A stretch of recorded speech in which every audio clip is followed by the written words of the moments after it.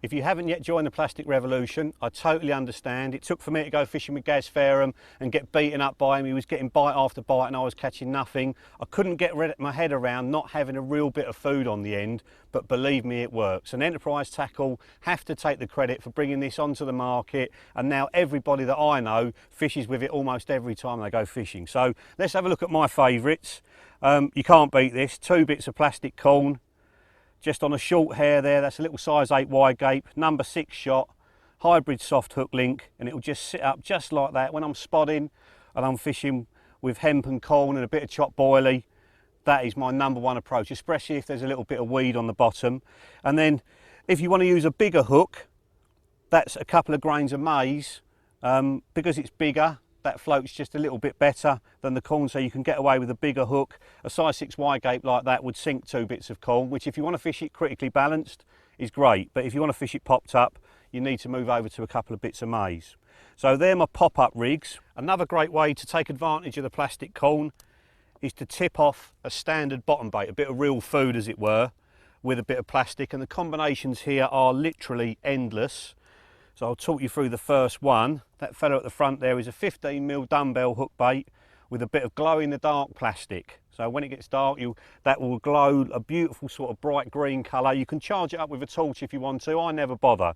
And it's weird, some places you find that will get you your first bite at night. I don't know why, and then you can swap the other rods to it obviously and get loads more bites. But that really does work on certain waters. I know people that have used that for zig rig fishing on mini zigs on shallow lakes, perhaps 3-4 foot deep. They're fishing a 3-foot zig with 2 grains of that, no other bait in the swim, and it's roaring off when nothing else is happening. So don't ignore the glow in the dark stuff.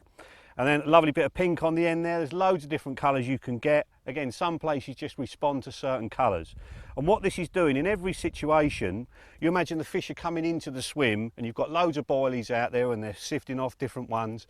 And there's a little tiny pinhead of colour in the middle of the baited spot. More often than not, that's going to attract them. So the fish come in, oh, what's that? They pick that one up and that's attached to the hook. You know, and that's why colour is so important. You can use different colours on different rods. One may stand out from the others, and then you'll get put all your rods onto that one, and obviously you get loads more bites. All this stuff takes flavour as well, so you can buy them flavoured. The pineapple butyric one in yellow is probably my favourite out of the whole range, but you can buy several different other flavours, including Tutti Frutti. I can put my own flavours in as well. If I just pour a little tiny bit of flavour into either a little jar or a bag and just put some unflavoured stuff in there and just move it around inside the bag and just leave it for a few days, and that concentrated flavour will penetrate into the corn, and in the end, every time you pull it out, you can smell it. After I've used it a little while, I'll put it back in the bag, reflavour it, and just use a new bit. Now this one, if you're fishing abroad and you've got any problem with crayfish or poisson char, that is a great little way to fish it. So I've meshed up my boilie there with a bit of nylon mesh, and my hair stopper, if you like, is that bit of very brightly coloured maize. That's a great colour as well, that lime green. I've got in there a little extender stop that's pulled up inside that bit of maize. So there's no way a poisson char or a crayfish can get that off. That will stay on there until you get a bite. Now the nice thing about bottom bait fishing with these on the end is the buoyancy of this almost counteracts the weight of the hook. So it's going to go in their mouth just that little bit easier than a standard bottom bait. Another good little tip. Right, tiger nuts. This is the tiger nut, believe it or not, that I've just shaved all the skin off the tiger nut to expose the white flesh, just to give it a little bit more attraction. And then on the top of it, I've put a bit of white corn. White seems to be a brilliant colour as well. Again, it's taking the weight of the hook away, and you imagine there's a bed of tigers out there and hemp and stuff, and there's one little bit of white or 2 little bits of white if you're fishing 2 rods on the spot. As the fish come in, oh, what's that? They go down for it, whack, you've got them. So another great way, tipping off any bottom bait with a bit of corn. You have to test them in the edge, obviously, to make sure that they're not popping up too much.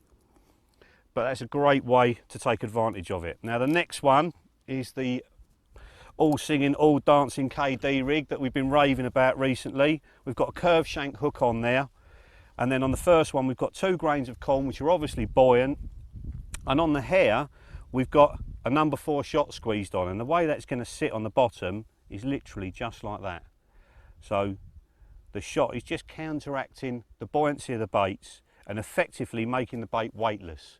So it goes into the mouth very, very easily, but it doesn't stop the hook from turning and catching hold. You'll see on all my other rigs, if I've got some weight to the hook bait, the hair will actually be coming off the hook down here, which basically you're making the point of the hook heavy. Because this is weightless, you don't want it attached to that end of the hook. You want it attached to almost the eye of the hook. So that KD rig will help that to happen. It actually makes the eye of the hook light, which in turn makes the point of the hook heavy. And another great fake bait from Enterprise is the plastic tigers. Again, slightly buoyant, fishing that over a few tigers and a bit of hemp, or literally just on its own. Now, Ian Russell rates this as one of my, if I really need to get a bite, this is what I put on baits. So well worth trying that. They do peanuts as well for fishing over the top of peanuts or any particle. Great little rig. Combine the KD rig with a bit of buoyant Enterprise floating corn or a tiger, and you're going to get loads of bites on that. So we continue. This is little bits of trickery that Ali's tied up for me. I'll put all three of those on there. They're all tied on the Supernatural. I've been using the coated material, the hybrid soft for the other rigs, but this is when it's really getting tough and you think the fish are preoccupied on tiny, tiny food items. So there, we've got a couple of grains of sinking hemp and then a little tiny bit of micro corn which is floating. So when that sits on the bottom, it sits with the point facing down. So if you're fishing over hemp and you're not getting any bites on boilies because they're switched onto the hemp, you can try a little bit of trickery like that, and that'll probably get you extra bites. And then the famous Magger liner that Mr. Rob Malin has made famous and loads of people have caught lots of fish on.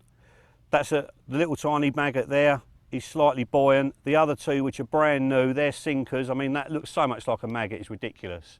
These fish are feeding on sight. There's a big bag of maggots out there that's burst open. There's maggots everywhere, and that's flying up into their mouth. There's no idea that there's any hook there or anything from the fish's point of view because it's completely covered up by the artificial baits. And you'll notice there on these hook links, we've got another new bit of trickery on there. That's a little hook link weight, looks like a float stop, but it's actually tungsten mixed with rubber. So that's heavy and that's going to sink that hook link straight down to the bottom immediately. So a great little addition to any rig, and they're going to be out by the time this DVD hits your tackle shops.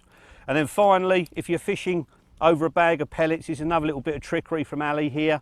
We've got a floating pellet and then a bit of corn that doubles as a hair stop. So no hair stop on there. Again, that makes it very difficult for any kind of nuisance fish to get it off. And that's just going to sit like that, fished with a bag of pellets, funnel web bag, about golf ball size, especially on those waters where pellets are used a lot. That's going to get you a lot of bites. So that's just a brief introduction into the baits that Enterprise do. There are loads of others that you can choose from. Flavour them, chop them up, use different colours. They'll definitely get you more bites.